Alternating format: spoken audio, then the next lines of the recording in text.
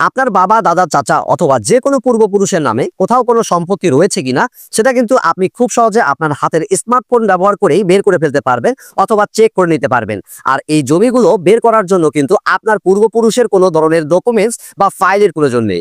আপনি আপনার হাতে থাকা স্মার্টফোনটি ব্যবহার করেই কাজটি করে নিতে পারবেন। তো কাজটি আপনারা কিভাবে করবেন চলুন আমি আপনাদেরকে স্টেপ বাই স্টেপ দেখিয়ে দিচ্ছি। এজন্য আপনার ফোন থেকে ক্রোম ব্রাউজারটি ওপেন করবেন এবং এর সার্চ বারে আপনারা টাইপ করবেন ePorcha.gov.bd।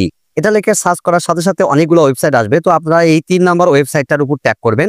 দেন এরকম একটি পেজ ওপেন হবে। তো একটু নিচের দিকে আসবেন, আসলে দেখতে পারবেন সার্ভে খতিয়ানের তথ্য। তো আপনারা প্রথমে আপনাদের বিভাগটি সিলেক্ট করবেন, দেন আপনি আপনার জেলাটি সিলেক্ট করবেন, দেন একটু নিচের দিকে এসে আপনার উপজেলাটা সিলেক্ট করবেন এখান থেকে।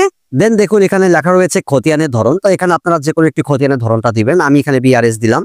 দেন আরেকবার স্ক্রল করবেন, এখানে মৌজা আছে। দেন এখান থেকে আপনি আপনার মৌজাটা সিলেক্ট করবেন। দেখুন ডান দিকে একটি বক্সে লেখা রয়েছে খতিয়ান নাম্বার। তো আপনার যদি খতিয়ান নাম্বার মনে না থাকে, এখানে আপনি আপনার বাবা, দাদা অথবা চাচা অর্থাৎ যার নামে জমি রয়েছে তার নামটি এখানে টাইপ করে দিবেন। নাম লেখার সাথে সাথে খতিয়ান নাম্বার সহ তার নামটি এখানে শো করবে। আপনারা জাস্ট এই নামের উপর ট্যাপ করবেন, সাথে সাথে দেখতে পারবেন আপনার বাবা, দাদা অথবা চাচার নামে অর্থাৎ আপনার পূর্বপুরুষের নামে যদি কোনো জমি থেকে থাকে সেই জমি এবং সেই জমির পরিমাণটাও এখানে দেখতে পারবেন।